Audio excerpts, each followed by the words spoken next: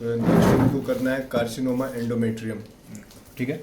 Carcinoma endometrium मतलब endometrium का carcinoma, ठीक है, इतना बड़ा कोई रॉकेट साइंस तो है नहीं। A type of cancer that originates in the lining of uterus, that is endometrium, ठीक है। इसमें एक चीज़ हमेशा याद रखना है, ओबेसिटी का और एंडोमेट्रियम बन रहा है, कार्सिनोमा हो रहा है, मतलब कि एंडोमेट्रियम ज़्यादा बन रहा है। तो एंडोमेट्रियम बनता किससे? एस्ट्रोजन से। फिर वही चीज़ आ गया घुमा फिरा के, जो आप लोग भूल जाते हैं बात, तो मिला जुला के एस्ट्रोजन फिर आ गया।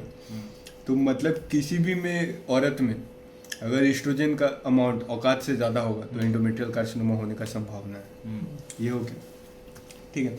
इटियोलॉजी मतलब 80% केसेस, मेजॉरिटी में तो देखा गया है कि एस्ट्रोजन डिपेंडेंट ही होता है। कैंसर सिर्फ ऐसा तो सिर्फ नोन कॉज से तो होता नहीं है, इडियोपैथिक भी है। तो 20% देखा गया है कि एस्ट्रोजन इंडिपेंडेंट है, जिसका हमको उतना आइडिया नहीं है, ठीक है, मतलब किसी को नहीं है कि एस्ट्रोजन इंडिपेंडेंट क्या क्या लड़ा लेसन।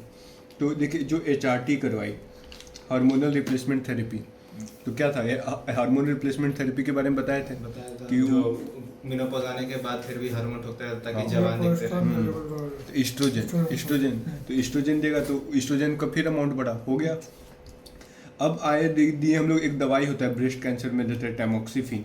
क्या देते हैं? टैमोक्सिफिन क्या करता है, जो आपका एंडोमेट्रियम के लिए एस्ट्रोजेनिक होता है और ब्रेस्ट के लिए एंटी एस्ट्रोजेनिक होता है। तो हम लोग ब्रेस्ट के लिए देते हैं क्योंकि ब्रेस्ट में टैमोक्सिफिन देते हैं ना, तो उसका ट्रीटमेंट ब्रेस्ट कैंसर का ट्रीटमेंट है, क्योंकि ब्रेस्ट में भी एस्ट्रोजन एक प्रॉब्लम है।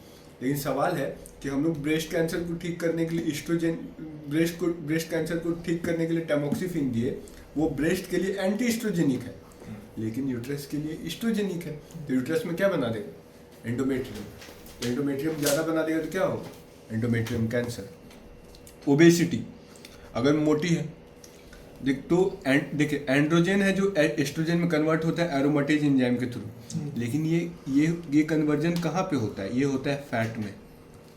तो मतलब अगर फैट ज़्यादा कन्वर्जन ज़्यादा, कन्वर्जन ज़्यादा एस्ट्रोजन ज़्यादा, एस्ट्रोजन ज़्यादा एंडोमेट्रियम कार्सिनोमा फिर से हो गया। आगे बढ़ा नली पैरस वुमेन। नली पैरस वुमेन देखिए, जब औरत का रेगुलर साइकिल चलता है तो एस्ट्रोजन का आदान प्रदान हेर फेर चलते रहता है। जैसे ही वो प्रेग्नेंट होती है एस्ट्रोजन प्रोजेस्टेरोन कम हो जाता है, क्योंकि साइकिल तो बन नहीं रहा, फॉलिकल तो मैच्योर हो नहीं रहा। तो नली पैरस वुमेन में जिसको कभी बच्चा नहीं हुआ जिंदगी में, उसको एस्ट्रोजन से कभी ब्रेक मिला नहीं मिला। ब्रेक नहीं मिलेगा तो क्या होगा? एस्ट्रोजन ज़्यादा, एस्ट्रोजन ज़्यादा फिर हो गया फैमिलियल प्रीडिस्पोजिशन मतलब जेनेटिक। अब देखिए एंडोमेट्रियल हाइपरप्लेजिया, देखिए एंडोमेट्रियल हाइपरप्लेजिया मतलब क्या कि एंडोमेट्रियम बड़ा हो गया, लेकिन वो जरूरी है कि कैंसर हो? वो कैंसर भविष्य में जाके बनेगा, ठीक है। तो endometrium hyperplasia are pre malignant, मतलब भविष्य में कैंसर बनेगा बट नॉट कैंसरस येट। अब देखिए अब जो सेल होता है, जो कैंसर, जो आपका एंडोमेट्रियम में जो सेल बना, ये दो तरीके का हो सकता है, या तो जो नॉर्मल एंडोमेट्रियम का सेल है वैसा ही है लेकिन औकात से ज़्यादा बन गया। तो क्या बोले कि टिपिकल जो सेल होता है, ठीक है, वो सब एक होता है कि आपका, और एक होता है कि आपका वो हो गया कि अटिपिया का मतलब हो गया कि अटिपिकल सेल। अटिपिकल सेल मतलब जो नॉर्मल एंडोमेट्रियल सेल है, नॉर्मल एंडोमेट्रियल सेल इतना बड़ा है, इसका कंटेंट कुछ और है। अटिपिकल सेल मतलब स्ट्रक्चरल डिफेक्ट आ गया, ठीक है। अटिपिया का मतलब वो क्या होता है? Structural defect in a cell, ठीक है। तो अब बात करते हैं, हम लोग देखेंगे कि कैसा हाइपरप्लेजिया हो रहा है। अगर सिंपल हाइपरप्लेजिया विदाउट अटिपिया मतलब कि कोई अटिपिकल सेल प्रेजेंट नहीं है, मतलब क्या कि हाइपरप्लेजिया हुआ लेकिन जो एक्स्ट्रा सेल बना वो जो नॉर्मल सेल है उसी की तरह दिखता है। दूसरा कॉम्प्लेक्स हाइपरप्लेजिया विदाउट अटिपिया, इसको विदाउट बोलते हैं, ठीक है, विदाउट अटिपिया ये हो गया, ये हो गया। फिर सिंपल हाइपरप्लेजिया विथ अटिपिया और कॉम्प्लेक्स हाइपरप्लेजिया विथ अटिपिया। अटिपिया का मतलब बोला था कि स्ट्रक्चर मतलब जो नॉर्मल सेल था उससे अलग अटिपिया, ठीक है। तो किसका कितना परसेंट चांस है कि वो कैंसर बनेगा? इसका चांस है 1%, इसका चांस है 3%, इसका चांस है 8% और इसका चांस है 29%। तो ये कोई अटिपिकल सेल नहीं है ना, तो कुछ नहीं करेंगे, बोलेंगे सिर्फ प्रोजेस्टेरोन दे दो। प्रोजेस्टेरोन क्या करेगा? एंडोमेट्रियम को और नहीं बड़ा होने देगा, क्योंकि उसको क्या करता है? स्टेबलाइज करता है। जब से दाना पानी घर में आएगा तब से दीवार जुड़ना बंद हो जाएगा। दीवार जुड़ना बंद, एंडोमेट्रियम कैंसर नहीं होगा और प्रोलिफरेट नहीं होगा। अगर अटिपिया है मतलब कि उसको क्या है, अटिपिकल सेल हो गया, तो उसको हम प्रोजेस्टेरॉन रोक के भी कुछ हम खास नहीं कर पाएंगे, क्योंकि अटिपिकल सेल तो अपना सिम्टम्स लाएगा। इसीलिए हम लोग बोलेंगे भाई चुपचाप यूट्रस हटाओ, इतना हमको चुतियाप नहीं चाहिए। ठीक है, तो अब आया टाइप्स देखेंगे। ठीक है, तो हिस्टोपैथोलॉजिकल एग्जाम मतलब क्या करेंगे ना, कुछ नहीं, एंडोमेट्रियम का बायोप्सी लेंगे, बायोप्सी लेकर पैथोलॉजिस्ट को भेजेंगे, पैथोलॉजिस्ट आपको रिपोर्ट भेजेंगे किस तरह का ये सेल है। ठीक है, तो इसका ट्रिक है MESC। M से क्या है, म्यूसिनस कार्सिनोमा। E से है एंडोमेट्रॉइड एडिनोकार्सिनोमा। S से है सीरस कार्सिनोमा और C से है क्लियर कार्सिनोमा। ये और ये दोनों का पुअर प्रोग्नोसिस है। एंडोमेट्रॉइड एडिनोकार्सिनोमा का 3 टाइप होता है, सिक्रीटरी, स्क्वैमस, पैपिलरी। यहाँ तक आया कोई दिक्कत? पक्का? आगे बढ़े धीरे धीरे। सिम्टम्स क्या होगा? कोएग्जिस्टेंसी होगा, ओबेसिटी, डायबिटीज मेलाइटस, हाइपरटेंशन, मतलब ऐसी औरत को ये तीनों चीज एक साथ होगा। इर्रेगुलर असाइक्लिक ब्लीडिंग होगा, जिसको बोलते हैं मेनोमेट्रोरेजिया मतलब साइक्लिक ब्लीडिंग होगा ही नहीं, उसको इरेगुलर ब्लीडिंग हो, आज हुआ 1 महीना में, अगला हुआ 2 महीना में, अगला हुआ 25 दिन में। ठीक है, क्यों? क्योंकि ईस्ट्रोजन ज़्यादा है और प्रोजेस्टेरॉन कम है। ईस्ट्रोजन ज़्यादा है तो क्या होगा, इंडोमेट्रियम बन रहा है, प्रोजेस्टेरॉन है ही नहीं कि जो स्टेबलाइज करे। प्रोजेस्टेरॉन बहुत चाहिए, इंडोमेट्रियम दाना पानी तभी आएगा, तभी घर का दीवार जुड़ना रुकेगा। ठीक है, cyclical bleeding beyond age of menopause, मतलब क्या है कि मेनोपॉज आ गया फिर भी उसको ब्लीडिंग हो रहा है। तो क्यों हो रहा है? क्योंकि एस्ट्रोजन मिला उसको कहीं से, कहाँ से मिला? हार्मोनल रिप्लेसमेंट थेरेपी से। पोस्ट मेनोपॉजल ब्लीडिंग के बाद पायोमेट्रा क्या होता है? Fall smelling discharge. ठीक है, डायग्नोसिस में क्या करेंगे?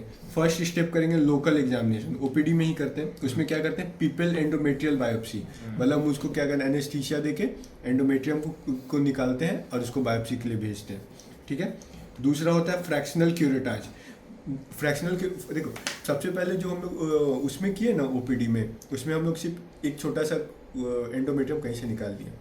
अब फ्रैक्शनल क्यूरेटाज में क्या होता है ना, हम लोग सब तरफ से निकालते हैं, सारा टिश्यू देखते हैं, क्या पता यहाँ पे टिपिकल हो, यहाँ अटिपिकल हो, यहाँ पे टिपिकल, यहाँ टिपिकल हो, यहाँ पे नॉर्मल हो। तो हम लोग क्या करेंगे, चारों तरफ से निकालेंगे, ताकि तो किस में ज़्यादा अच्छा दिखने का संभावना है, इसी में। तो उसी को बोलते हैं biopsy done from all walls and isthmus में भी जाता है, anterior, posterior, left, right, isthmus, fundus और एंडोसर्विक्स, सब जगह से हम लोग क्या किए, थोड़ा थोड़ा लिए सेल और उसका क्या किया, बायोप्सी किया। तीसरा होता है हिस्टेरोस्कोपिक बायोप्सी, मतलब हिस्टेरोस्कोप अंदर से। हिस्टेरोस्कोप का मतलब क्या होता है? ये यूट्रस में घुसता है, समझ गए? यूट्रस में घुस के कैमरा डाले, इसको हिस्टेरोस्कोप। लैप्रोस्कोप मतलब एब्डोमेन में कैमरा डाले। ठीक है, ट्रांसवेजाइनल सोनोग्राफी, स्टेजिंग लैप्रोटोमी क्या होता है कि हम लोग पेट काटे, उसके बाद यूट्रस हटा दिए, आपका वो हटा दिए, उफरॉन मतलब ओवरी हटा दिए और फैलोपियन ट्यूब हटा दिए, सब हटा दिए। और उसके बाद जो वहाँ का पेरिटोनियल कैविटी में जो सेल था उसका साइटोलॉजी लिए, उसका मतलब उसका कंटेंट लेके उसको साइटोलॉजी के लिए भेजे और लिम्फ नोड को असेसमेंट के लिए भेजे। ये सब किए, उसके बाद बोले कि देखते हैं आपका कौन सा स्टेज का कैंसर। ठीक है, तो इसको बोलते हैं स्टेजिंग लैप्रोटोमी। देखिए, हम आपको बता रहे हैं, गायनी में जितना भी कैंसर है सबका स्टेजिंग सर्जिकल होता है। इसका मतलब क्या कि हम काट के हटाते हैं, उसके बाद हम बोलते हैं आपको इतना स्टेज का कैंसर है, except cervical cancer. Cervical cancer जो होता है वो उसका जो स्टेजिंग है वो क्लिनिकल होता है, उसमें हम बिना काटे हुए उसको स्टेजिंग देते हैं। ये चीज़ हमेशा याद रखना है। कभी भी स्टेजिंग हम लोग ऐसा नहीं है मूवी में जैसा देखते हैं कि आपको इतना स्टेज कैंसर है अब आपका सर्जरी करेंगे, गायनेकोलॉजी में ये नहीं होता है। हमेशा क्या होता है कि हम लोग काट के हटाएंगे तब हम देख पाएंगे, हम लोग को मतलब सर्जिकल एनालिसिस करना ही पड़ेगा। सर्जिकल एनालिसिस करेंगे तभी हमको पता चलेगा आपको किस स्टेज का कैंसर है। लेकिन सर्वाइकल कैंसर में हम लोग क्लिनिकल एग्जामिनेशन से ही पता लगा सकते हैं। क्या लिखा? TH total abdominal hysterectomy plus bilateral salpingo oophorectomy. अच्छा, तो ये पीछे लिख देते इसलिए इसमें नहीं लिख रहे। लिखना है क्या? तो नीचे टोटल एब्डोमिनल मतलब पेट से, पेट के थ्रू हिस्टेरेक्टोमी प्लस बायलेटरल सेल्पिंगो। सेल्पिंगो का मतलब होता है फैलोपियन ट्यूब। ऊफेरेक्टोमी ऊफेरम का मतलब होता है आपका ओवरी। सब हटाए, फिर पेरिटोनियम का साइटोलॉजी ले लिख असेसमेंट किया। अब स्टेजिंग क्या होता है? स्टेजिंग कब कर पाएंगे? जब पहले काट के निकाले तब। फिर देखेंगे स्टेज 1 में सिर्फ क्या है, सिर्फ यूट्राइन मस्कुलेचर को इन्वॉल्व किया। अगर लेस देन 50% किया तो 1A, ग्रेटर देन 50% किया तो 1B।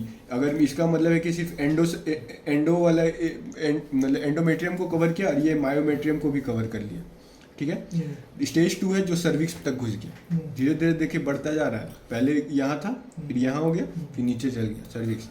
3 में क्या होता है? 3 में 3A 3B 3C यूट्राइन के सिरोसा में चला गया। मतलब यूट्राइन में क्या था आपका, अंदर में एंडोमेट्रियम मायोमेट्रियम था, ठीक है, और उधर बाहर था पूरा लेयर, अंदर में म्यूकोसा था, बाहर सिरोसा था, मतलब पूरा वहाँ तक चल गया uterine serosa, plus peritoneal cavity में चला गया और ओवरी में भी चला गया। और 3B होता है पैरामेट्रियम। पैरामेट्रियम जैसे यूट्रस होता है ना, और ये ब्लैडर होता है, तो बीच में जगह होता है, ठीक है। तो हिलता क्यों नहीं है? क्योंकि वो चिपका हुआ होता है पैरामेट्रियम, तो वहाँ तक पहुँच गया पैरामेट्रियम और वजाइना में। और 3C क्या होता है? लिम्फ नोड का इन्वेजन हो गया। 4 में क्या होता है कि पैरामेट्रियम तक पहुंचा, पैरामेट्रियम के आगे क्या था? ब्लैडर। 4A में क्या है? ब्लैडर और बावेल में घुस गया। 4B में है तो डिस्टेंस ऑर्गन में चल गया, 2 other organ like inguinal lymph node, ये सब, ठीक है। ट्रीटमेंट क्या करेंगे हम लोग? 3 स्टेज में किए, स्टेज 1 2 3 किए ना, स्टेज 1 2 3 4, ठीक है। स्टेज 1 को 3 में डिवाइड करते हैं, ग्रेड 1, ग्रेड 2, ग्रेड 3। ग्रेड 1 में क्या हो गया? मायोमेट्रियम का इन्वॉल्वमेंट नहीं है, तो बोलेंगे भाई कोई कुछ करने की जरूरत नहीं है, सिर्फ एंडोमेट्रियम है ना, तो जब ब्लीडिंग होगा ना तो एंडोमेट्रियम हट जाएगा। फिर देखेंगे कि बायोमेट्रियम अगर बहुत कम है, कम इन्वॉल्व है, तो हम लोग सिर्फ रेडिएशन देंगे वजाइना में, सिर्फ वजाइनल इरेडिएशन, वजाइना के थ्रू। अब मायोमेट्रियम बहुत ज़्यादा इन्वॉल्व है तो पेल्विक इरेडिएशन देंगे, पूरा मतलब पेल्विस एरिया में इरेडिएशन देंगे।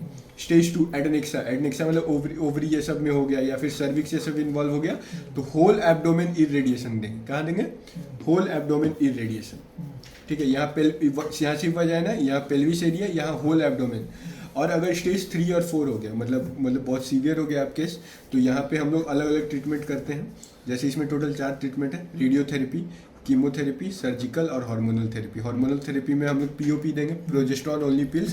प्रोजेस्टेरॉन क्या करता है? एंडोमेट्रियम को स्टेबलाइज करता है, ये तो पता है ना, स्टेबलाइजेस एंडोमेट्रियम। हार्मोनल थेरेपी दे दिया, सर्जरी में काट के हटाए, वही टैच BSO केमिकल। वो लिखना पड़ेगा यहाँ पे कि नहीं? लिख दीजिएगा तो ज़्यादा अच्छा।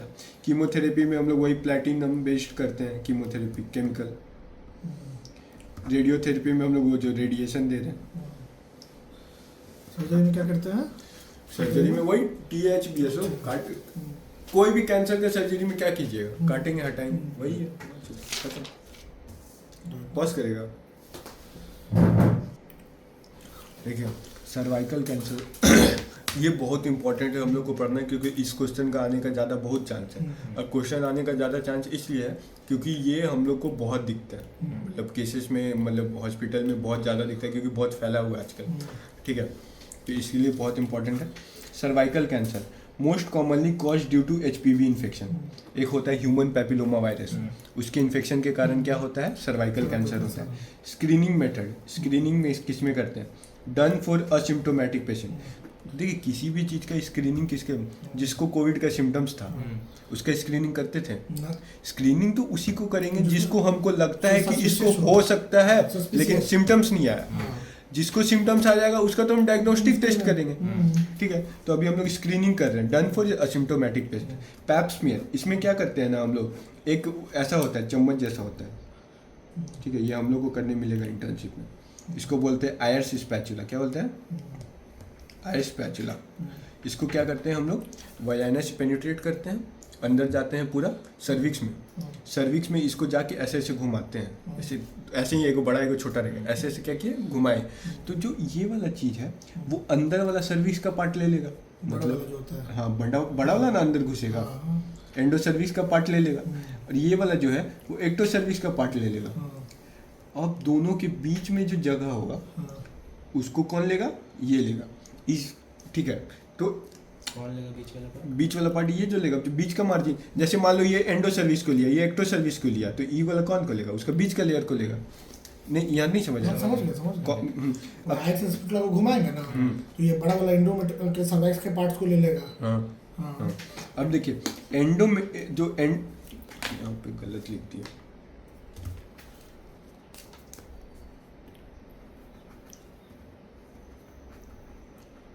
जो एंडो सर्विक्स का जो सेल होता है वो कॉलमनर सेल होता है। क्या होता है? Columnar cell. और जो वजाइना और एक्टो सर्विक्स होता है वो स्क्वैमस एपिथेलियम होता है। एक चीज बता रहे हैं जिंदगी भर याद रखना है, जो भी चीज एक्सपोज्ड है उसका टिश्यू स्क्वैमस एपिथेलियम। जो भी चीज एक्सपोज्ड है मतलब अब बोलेगा कि जिसमें आँख हो गई, जो भी एक्सपोज्ड एरिया है उसका एपिथेलियम कैसा है? स्क्वैमस है। वजाइना एक एक्सपोज्ड एरिया है उसका एपिथेलियम स्क्वैमस। आपका एक्टो सर्विक्स बाहर की तरफ थोड़ा एक्सपोज ही है ना तो वो स्क्वैमस। अब देखिए अंदर में कॉलमनर, बाहर स्क्वैमस, तो बीच में एक जगह होगा ना जहाँ पे ये बाउंड्री होगा, ठीक है, उसको बोलते हैं ट्रांसफॉर्मेशन जोन। वहाँ पे क्या होता है रेगुलर हेर फेर चलते रहता है, कभी वो स्क्वैमस में बदल जाता है, कभी वो कॉलमनर में बदल जाता है, तो वो एरिया थोड़ा वीक होता है। क्या होता है? उसको बोलते हैं स्क्वैमस कॉलमनर जंक्शन। वो एरिया थोड़ा वीक है, तो अगर इन्फेक्शन होगा तो सबसे ज़्यादा कौन सा एरिया को टारगेट करेगा? उसी एरिया को, ट्रांसफॉर्मेशन जोन को। उसी को क्या हम लोग बोलते हैं? Transformation zone, squamo columnar junction. This zone is more prone to infection as cells are continuously dividing here. समझे? अब time to do pap smear. Pap smear हम लोग किसको कर सकते हैं? कोई भी लड़की जिसका 2 साल से ज़्यादा उम्र है, अगर हम सस्पेक्ट करेंगे तो हम कर सकते हैं, कोई दिक्कत नहीं है उसमें।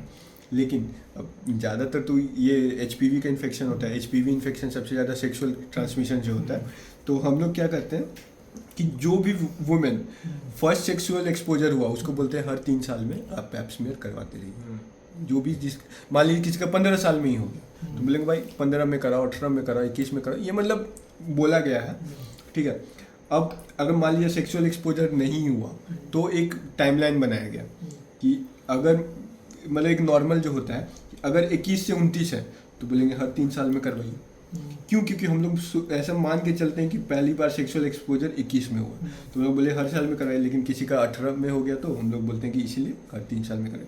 अगर 30 से 65 है तो हम लोग उसको बोलते हैं कि भाई आप या तो पैप स्मीयर करा सकते हैं तो उसको हर 3 साल में कराना होगा, या तो एक ऐसा टेस्ट बताते हैं ना कि आपको हर 3 साल में नहीं हर 5 साल में आना पड़े। तो बोला ठीक है हर 5 साल में आना है तो कौन सा टेस्ट कराएंगे? तो ज़्यादा अच्छा 2 साल का मार्जिन मिल रहा है तो बोला एक कोर टेस्ट, उसमें पैप स्मीयर तो करना ही है, उसके साथ साथ HPV का DNA असेसमेंट भी करना है कि मतलब HPV है कि नहीं, क्योंकि कोई भी स्क्रीनिंग मेथड बहुत उतना स्ट्रॉन्ग नहीं होता है, रिलायबल नहीं होता है। तो 2 टेस्ट किए, co test pap plus HPV if negative then 5 yearly, मतलब अगर निगेटिव आ गया तो हर 5 साल में करेंगे। अगर 65 साल के बाद एक तो सेक्सुअल एक्सपोजर कम हो जाता है, दूसरी बात अब क्या ही उसको कैंसर वेंसर, तो नो मोर पैप्स। अगर मान लो कि लगातार 3 पैप निगेटिव आ गया तो बोलेंगे कि पैप रोक दो, और लगातार 2 को टेस्ट निगेटिव आ गया तो बोलेंगे क्या करो, को टेस्ट भी रोक दो 65 साल के बाद। ठीक है, ठीक है। अब आया डिस्प्लेजिया क्लासिफिकेशन। डिस्प्लेजिया क्लासिफिकेशन होता है ना, कुछ नहीं है। देखिए होता क्या है ना, नॉर्मली ये आपका सर्वाइकल सेल ऐसा होता है, ये आपका सेल है, इसका न्यूक्लियस होता है कॉर्नर में और पूरा साइटोप्लाज्म फैला होता है। लेकिन अगर HPV का इन्फेक्शन हुआ, कैंसर हुआ, तो ये सेल का एनाटॉमी चेंज हो जाता है। ये क्या होता है, इसका न्यूक्लियस पूरा भर जाता है, इतना बड़ा बड़ा न्यूक्लियस हो जाता है, तो इसको क्या बोले हम, एबनॉर्मल सेल बोल दिए। ठीक है, अब हम लोग क्या किए ना, हम लोग डिस्प्लेजिया क्लास मतलब क्लासिफिकेशन ऑफ सर्वाइकल कैंसर पूछता है, तो हमको बोलना है कि अच्छा एबनॉर्मल हो गया। ये 21 सर्वाइकल कैंसर में होता है, ये नॉर्मल है। नॉर्मल में क्या होता है, न्यूक्लियस साइड में होता है, साइटोप्लाज्म पूरा भरा हुआ होता है। लेकिन अगर कैंसर होगा तो न्यूक्लियस पूरा कवर कर लेगा। ठीक है, तो हम लोग क्या किए, टिश्यू निकाले, उसको बायोप्सी में भेजे। अब बोले बताओ कि क्लासिफिकेशन करो इसका, तो हम लोग देखेंगे कि अगर मान लिया 10 सेल था तो अगर उसमें लेस देन 1/3 एबनॉर्मल है, मतलब 10/3 मतलब 3 उनके आसपास एबनॉर्मल है, मतलब दो ही सेल एबनॉर्मल है, तो बोलेंगे भाई आप CIN1 हो। अगर 1/3 से 2/3 है, मतलब वही 5-6 के आसपास है, तो हम लोग बोलेंगे कि आप CIN2 हो। अगर ग्रेटर देन 2/3 है तो आप CIN3 हो। अगर 10 का 10 है तो उसको बोलते हैं carcinoma in situ, all cells are abnormal. ठीक है, मैनेजमेंट क्या करेंगे, अगर CIN1 है तो देखिए ऐसा देखा गया है ना, CIN1 है ना जो 5 साल में CIN3 हो जाता है, 10 साल में कार्सिनोमा सर्विस बन जाता है। CIN देखिए, CIN और कैंसर में क्या डिफरेंस है। CIN क्या है ना कि अभी आपका वो चेंजेस होना शुरू हुआ है, अभी वो कैंसर बना नहीं है। कैंसर यानी क्या होता है? इन सिटू मतलब हुआ कि बेसमेंट मेम्ब्रेन क्रॉस नहीं किया। इन सिटू का मतलब हो कि अभी वो कैंसर सरफेस पे है, अभी वो इन्वेड होना शुरू नहीं किया। तो CIS तक आया, CIN1 से CIN2 से CIN3 से CIS तक आया, तो अभी वो कैंसरस हुआ नहीं है। अभी हम उसको रोके तो इसका प्रोग्नोसिस अच्छा होगा, लेकिन उसके बाद वो कहाँ पहुँच जाएगा, कार्सिनोमा। CIN मतलब अभी ट्यूमर है, चेंजेस हुआ है सेल में, चेंजेस हुआ है, ओवर ग्रोथ हुआ है, सेल चेंज हुआ है, लेकिन अभी वो अभी ट्यूमर ही है, अभी वो कैंसर नहीं बना है। तो अभी क्या देखा गया कि अगर CIN1 हमको दिख गया, डायग्नोस कर लिया, ट्रीटमेंट नहीं किया, तो देखा गया 5 साल में CIN3 हो जाता है, उसको 10 साल के तो 15 साल में उसको कार्सिनोमा सर्विक्स हो जाता है। तो जिसका CIN1 डायग्नोस हो गया ना, उसको हर 6 मंथ में हम लोग पैप स्मीयर करेंगे, ठीक है। और साथ में इन्फेक्शन किसका था, HPV का। HPV का इन्फेक्शन क्या होता है, ह्यूमन पैपिलोमा वायरस का ट्रीटमेंट करना है हम लोग, तो वायरस को एंटीवायरल देंगे, साथ साथ में बैक्टीरिया का इन्फेक्शन होगा तो एंटीबायोटिक्स देंगे, HPV DNA असेसमेंट करेंगे, ठीक है। यहाँ पे थोड़ा बताना भूल गया, तो कैसे करते हैं कि ये है ना कि पैप स्मीयर लिए, मतलब वहाँ से हम लोग टिश्यू लिए, टिश्यू को मतलब वो जो आपका फ्लूइड था अंदर से लेके उसको क्या किया ना कि एक स्लाइड में रखें, एक स्लाइड पे उसको डालें, ठीक है, उस पर अल्कोहल डालें, अल्कोहल डालने से वो क्या हो गया, सेल फिक्स हो गया। अब एक जार होता है कॉपलिंस जार, उसमें डाल दिए और उसको भेज दिए लैब। ऐसे करते हैं हम लोग पैप स्मीयर कैसे करते हैं समझ में आया। टिश्यू लेकर के उसमें अल्कोहल डाल करके, हाँ, टिश्यू लिए, टिश्यू को एक ग्लास स्लाइड में रखे, उस पर अल्कोहल डाल के फिक्स करके उसको सिर्फ ऐसे स्लाइड तो नहीं हाथ में ले जाएंगे ना, तो उसको एक कॉपलिंस जार बोलते हैं, उसमें डाल के बोले कि भाई लेके जाओ, ठीक है। तो CIN1 का ट्रीटमेंट क्या होगा, antiviral, antibiotics, HPV DNA assessment, regular checkup करेंगे तो ठीक हो जाएगा, कि इन्फेक्शन ही ना है, अभी ये बड़ा हुआ नहीं है। CIN2 65 to 80% ना खुद ब खुद छोटा हो जाता है, लेकिन नहीं होगा तो हम लोग क्या करेंगे, उसका कंटिन्यूअस सर्विलांस करते रहेंगे कि देखेंगे बड़ा हो रहा है क्या, बड़ा अगर देखेंगे भाई बड़ा हो तो भाई काटो। कैसे काटे, एब्लेजन, थर्मल से या लेजर से एब्लेजन कर देंगे, ठीक है। अब CIN3 मतलब हो गया, CIN का फुल फॉर्म भी हो सकता है, पूछ ले, इंट्राइपिथेलियल क्या था, इंट्राइपिथेलियल, हाँ, सर्वाइकल, C से सर्वाइकल इंट्राइपिथेलियल नियोप्लाजिया, ठीक है, यही है आपका CIN का फुल फॉर्म। CIN3 आया मतलब माँ जुट गई है, ग्रेटर देन 2/3 हो गया, तो क्या करे भाई, अब बोले कि भाई हमको लग रहा है कि ये कार्सिनोमा CIN3 है, क्या पता है कैंसर, क्या पता है कैंसर की तरफ फॉरवर्ड तो कर ही रहा है, तो हम क्या करें, तो बायोप्सी लेंगे, कंफर्म करेंगे ना कि बायोप्सी करके, तो बायोप्सी करेंगे, colposcopic biopsy, to confirm it is CIN3 only and not beyond.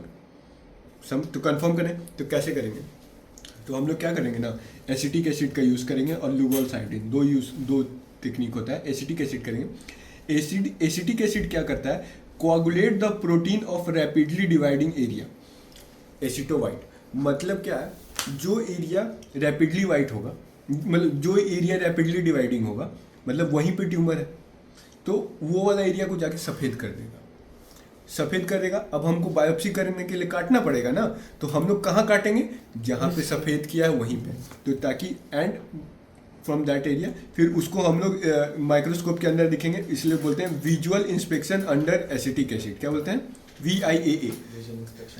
Acetic acid का यूज़ करके अब हम लोग माइक्रोस्कोप का यूज़ किए, visual inspection under acetic acid, एक तरीका हुआ। दूसरा तरीका होता है ल्यूगोल सायोडीन। ल्यूगोल सायोडीन क्या करता है ना, जो ग्लाइकोजेन रिच एरिया, देखिए जो नॉर्मल सेल है उसमें मस्त ग्लाइकोजेन है, पूरा भर के मजा आ गया, कुछ नहीं है, बहुत भर के, जो एबनॉर्मल सेल है उसमें ग्लाइकोजेन नहीं है। अब ल्यूगोल सायोडीन देंगे ना, तो जो ग्लाइकोजेन जिसमें है उसको ब्राउन बना देगा, और जिसमें ग्लाइकोजेन नहीं है वैसे ही रहेगा।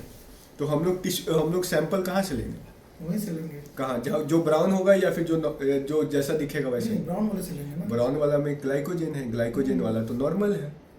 हम आपको बताएं कि नहीं, जो नॉर्मल सेल होगा उसमें भर के ग्लाइकोजेन, नॉर्मल आदमी में मस्त भर के ग्लूकोज है, ठीक है, अब नॉर्मल में ग्लूकोज नहीं है, वैसे हिसाब से थोड़ा याद करने का समझ सकते हैं।